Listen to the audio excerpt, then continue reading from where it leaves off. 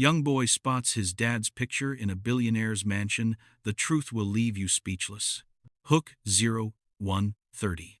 Imagine walking into the home of one of the richest men in America, a mansion with marble floors and chandeliers that cost more than most people's houses, only to see a photograph of your father hanging on the wall, a man who vanished more than 20 years ago.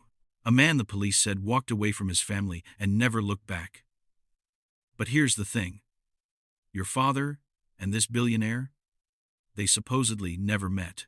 At least, that's what your mother told you your entire life. That's what the police report said. That's what everyone believed. But there he is, smiling in a photograph, standing right next to William Halden, one of the most secretive billionaires in the country. And suddenly, everything you thought you knew about your father's disappearance, about your childhood, about the night that destroyed your family, starts to unravel. The truth behind that photograph will make you question everything about loyalty, money, and what a desperate man is capable of when he's backed into a corner. Because sometimes the people we trust the most are the ones hiding the darkest secrets. And sometimes, the dead aren't really dead at all. T's Key Questions 133. Who was this billionaire? Why did he have that photograph on his wall, displayed like some kind of trophy among his so-called trusted partners?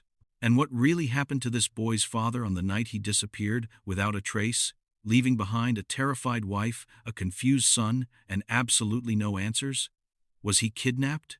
Was he involved in something he couldn't escape from? Or was he living a double life that nobody, not even his own family, knew about?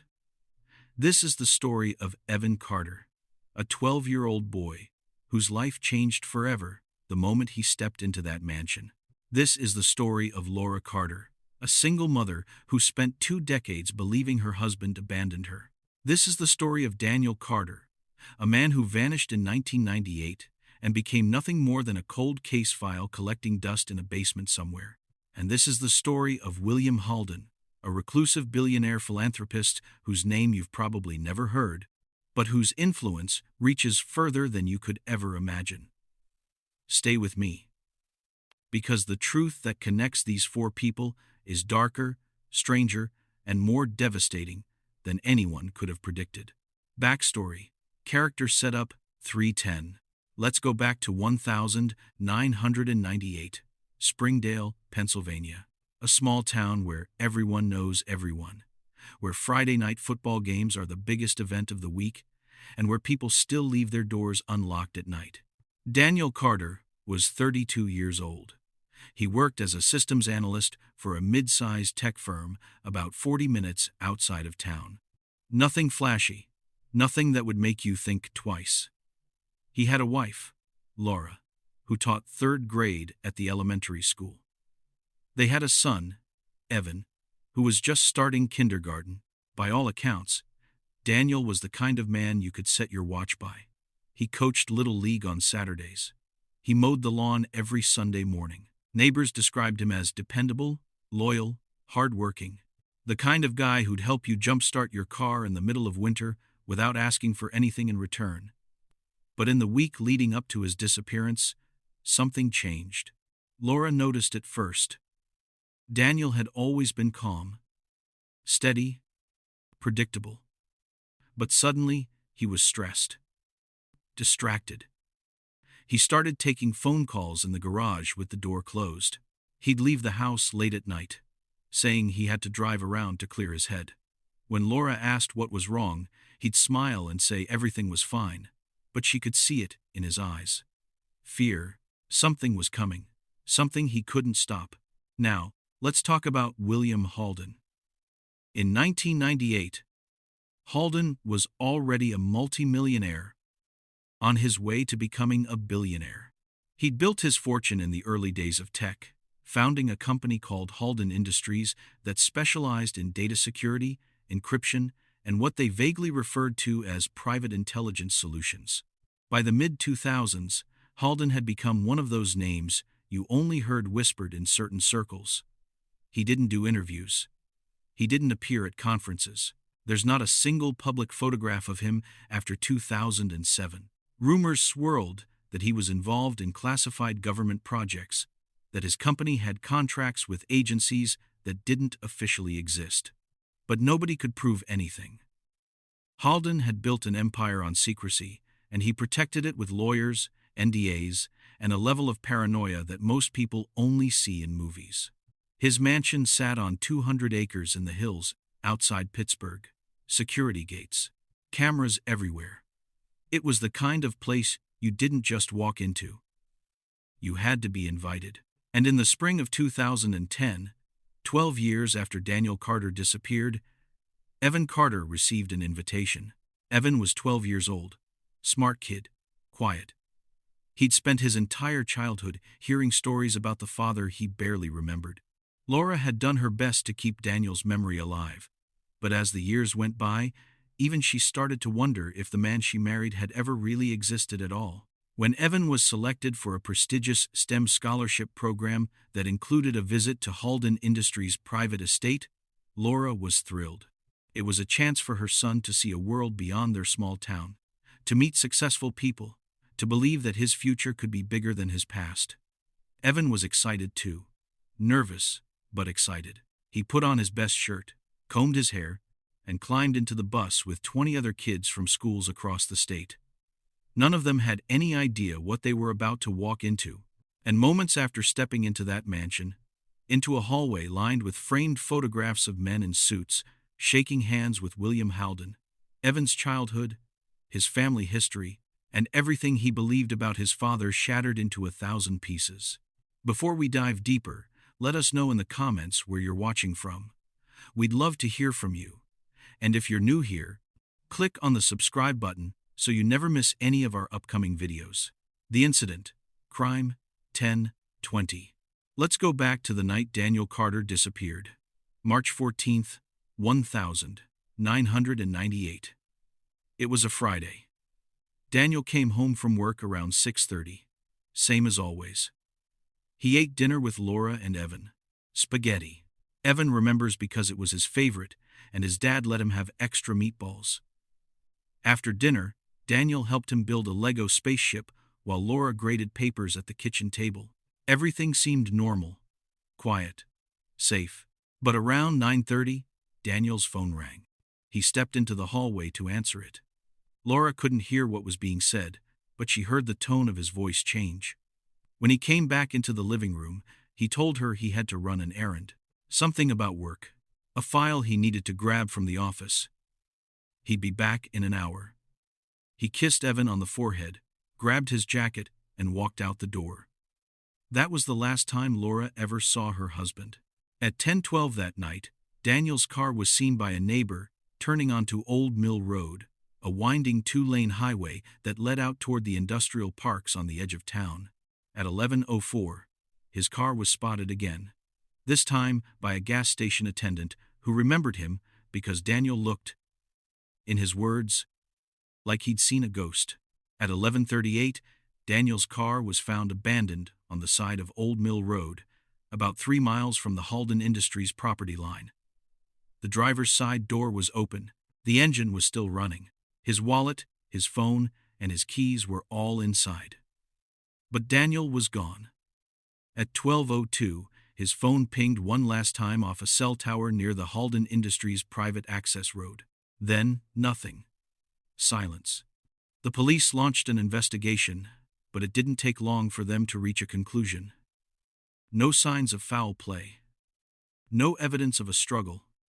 No ransom demands. No body. According to the lead detective, Daniel Carter had walked away voluntarily. Maybe he had debts. Maybe he had another woman. Maybe he just couldn't handle the pressure of being a husband and a father anymore. It happens more than you think, the detective told Laura. Men just leave. Laura didn't believe it, not for a second. She knew her husband. She knew the way he looked at their son.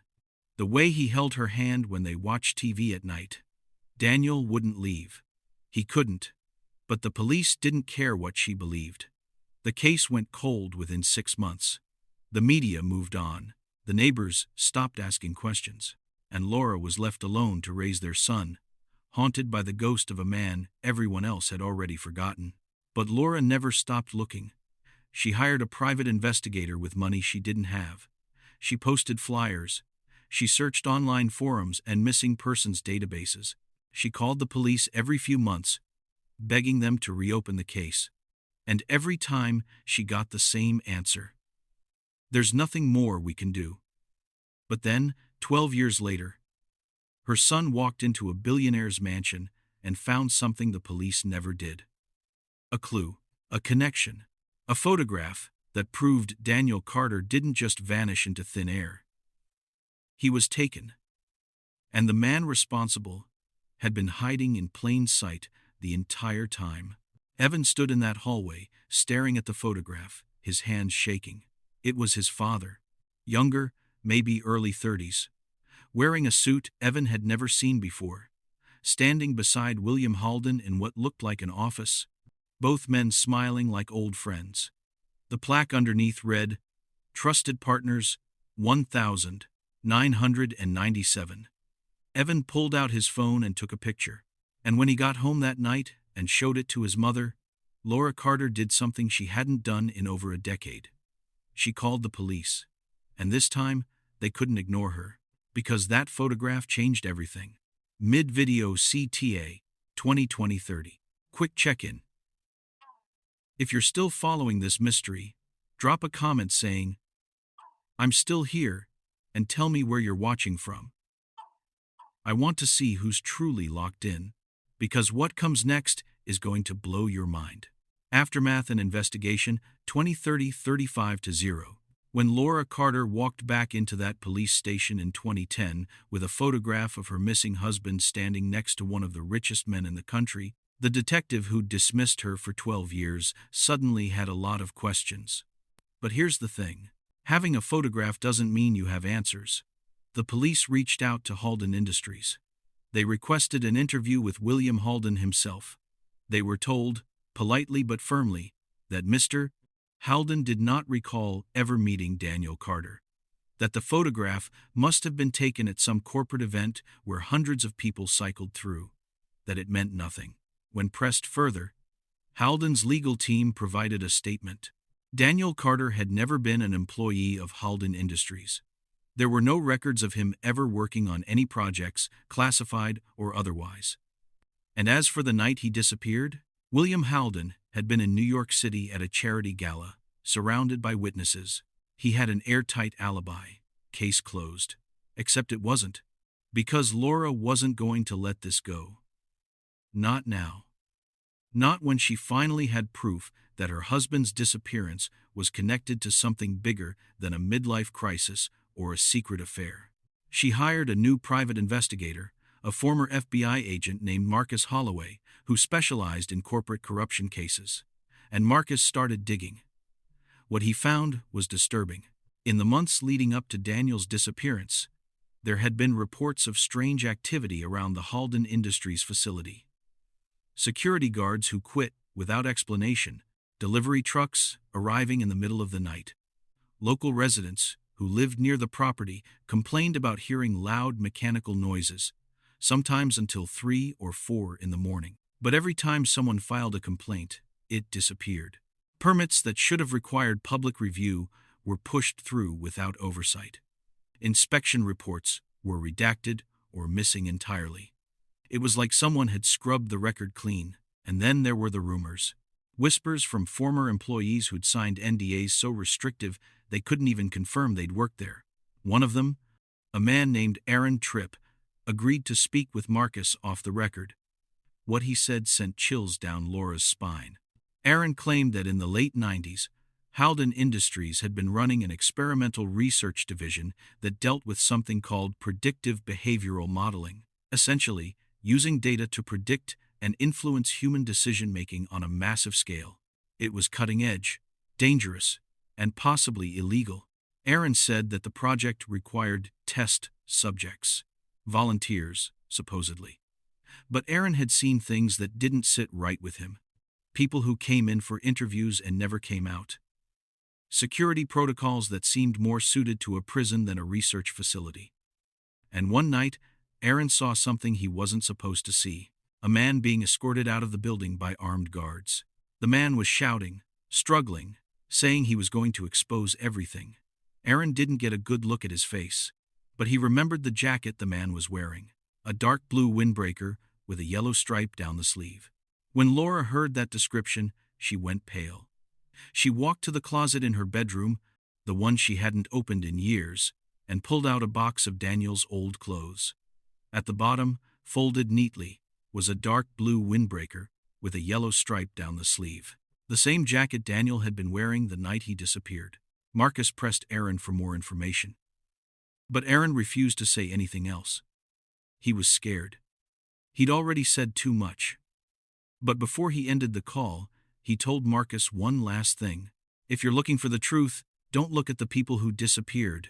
Look at the people who stayed. And then he hung up. Laura and Marcus combed through everything they could find. Old news articles, property records, financial filings. And slowly, a pattern began to emerge.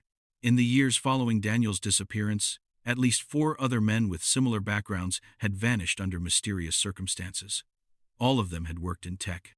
All of them had connections, however tenuous, to companies that did business with Halden Industries. And all of them had left behind families who swore they'd never just walk away. The police had written them all off as runaways, deadbeat dads, midlife crises. But what if they weren't? What if they were all part of something bigger? Something that William Halden had spent millions of dollars and decades of his life keeping hidden? And then, just when it seemed like they were finally getting close to the truth, something happened that changed everything. Evan received an email. It came from an address he didn't recognize. No subject line. Just a single attached file, a voice recording. When he clicked play, he heard a voice he hadn't heard in over a decade. His father's voice. And the first words Daniel Carter said were, "If you're hearing this, then William Halden is not who he claims to be." The twist. Revelation 35-0, 45-0. The recording was 23 minutes long. Daniel's voice was shaky, like he was trying to stay calm, but couldn't quite manage it. He explained everything. In 1997, Daniel had been recruited by Halden Industries to work on a classified project. It wasn't his main job. It was contract work. Side money. Laura never knew about it because Daniel had signed an NDA that threatened criminal prosecution if he ever spoke about what he was doing. At first, the work seemed harmless. Data analysis, pattern recognition, building algorithms that could predict consumer behavior based on purchasing habits and online activity. But as the months went on, Daniel started to realize that what they were really building wasn't just about selling products. It was about controlling people. The project involved collecting massive amounts of personal data without consent, medical records, financial information, private communications, and then using that data to run psychological experiments on unwitting participants. They were testing how far they could push someone before they broke, how much stress a person could handle before making a bad decision, how to manipulate emotions, relationships, even political beliefs, all through carefully timed interventions that the subjects never knew were happening. Daniel said he tried to quit. But when he told his supervisor he wanted out, he was told that wasn't an option. He knew too much. If he walked away, if he talked to anyone, his family would be in danger. So he kept working, and he started documenting everything, secretly recording meetings, copying files, building a case that he hoped he could one day take to the authorities. But someone found out. Daniel didn't know who. But 2 days before he disappeared, he received a phone call at home. A man's voice, calm and cold, told him that he had 48 hours to destroy everything he'd collected and forget he'd ever worked for Halden Industries. If he didn't, there would be consequences. Daniel didn't destroy the files. Instead, he hid them. And then he tried to run. The night he disappeared, Daniel had been on his way to meet a journalist who'd agreed to help him expose Halden's operation. But he never made it. On Old Mill Road, he was forced off the road by another vehicle. Men in black tactical gear pulled him out of his car. He fought. He screamed. But there was no one around to hear him.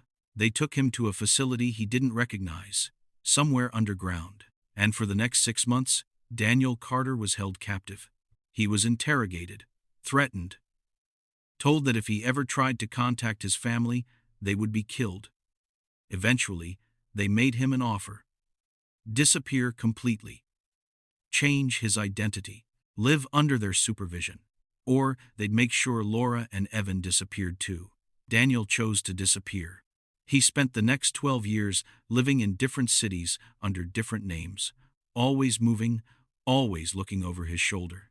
He couldn't contact his family, he couldn't risk it, but he never stopped watching them.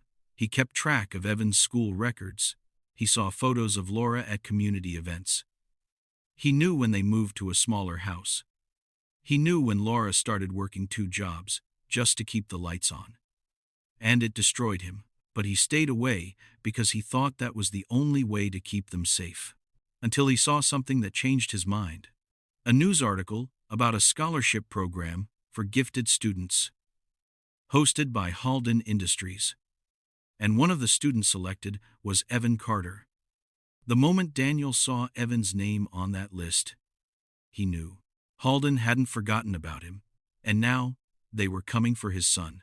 That's when Daniel made the recording. He didn't know if Evan would ever hear it.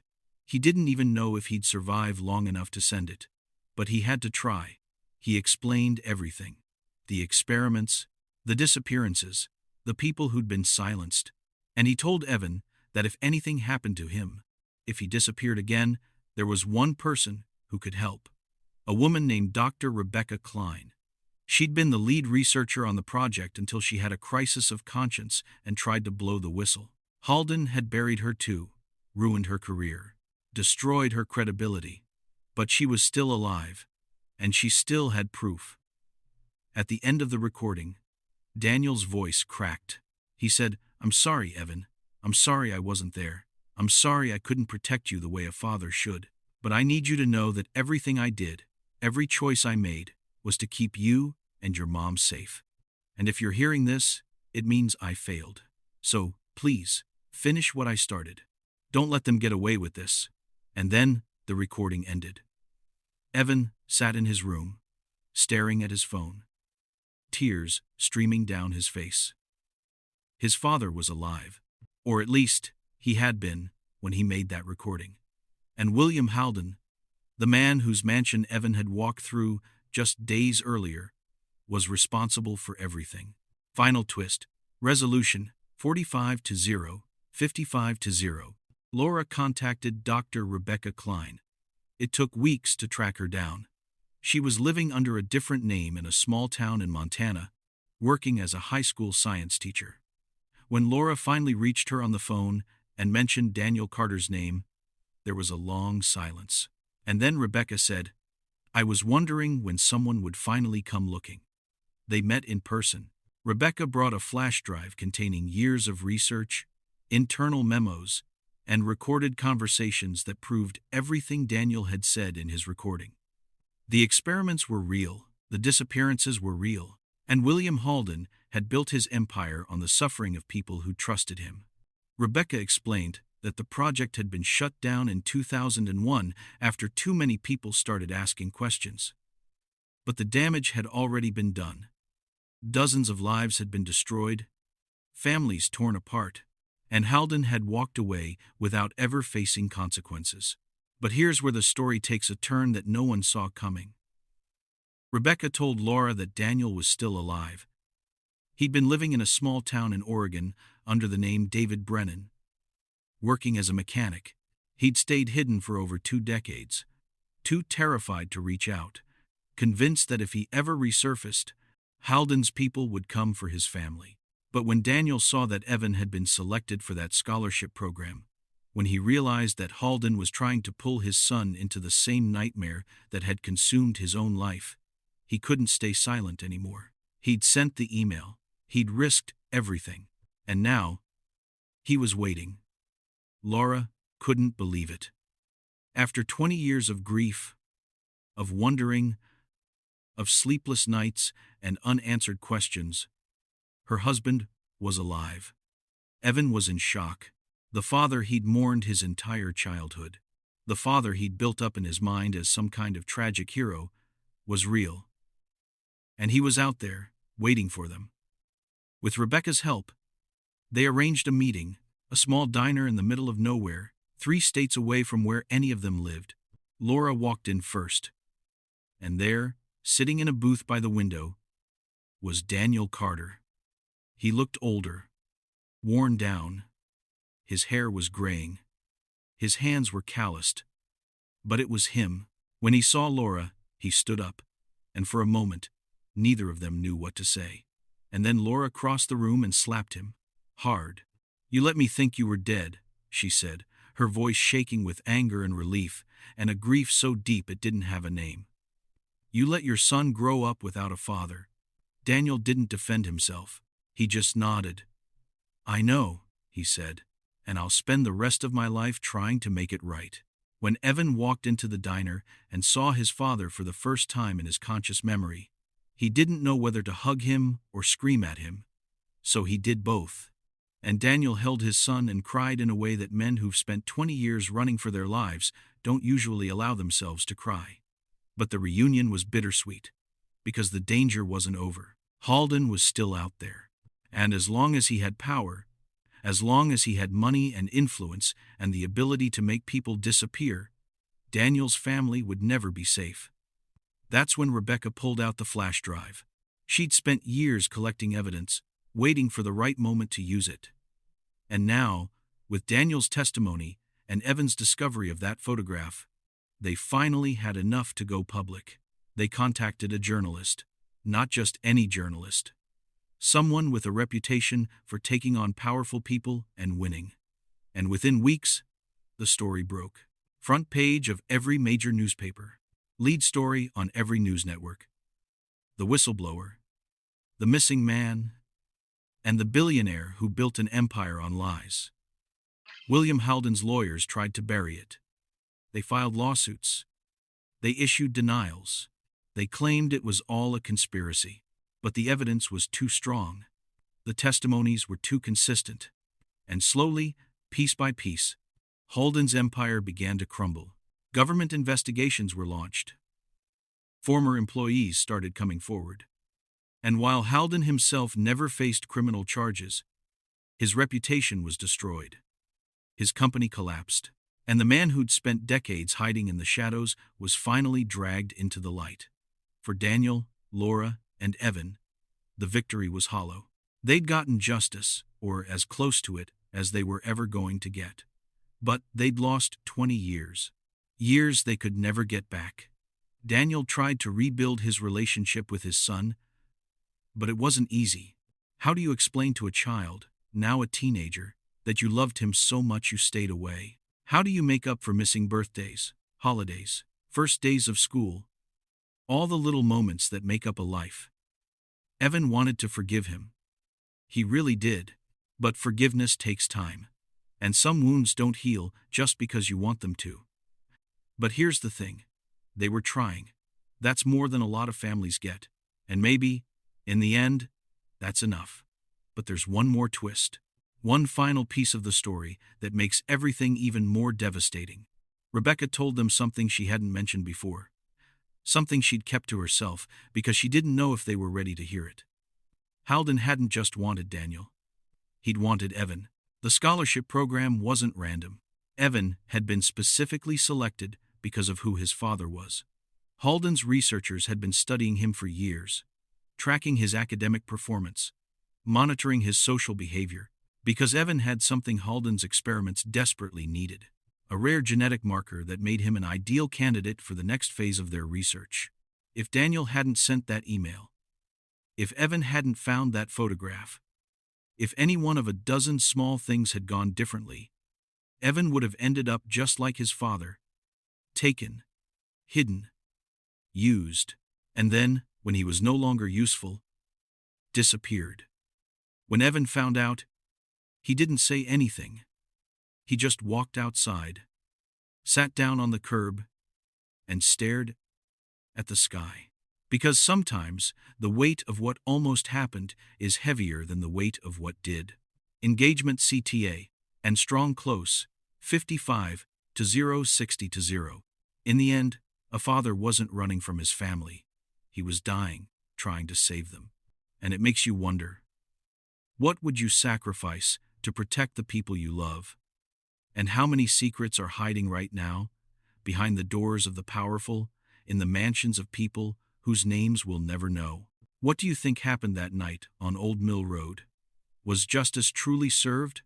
Or did Halden escape accountability in the ways that matter most? Leave your thoughts below.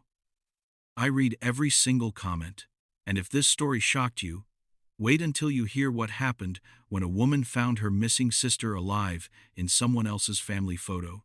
That story's coming next week. Make sure to subscribe for more real-life mysteries and unbelievable true stories. Because the truth, as they say, is always stranger than fiction.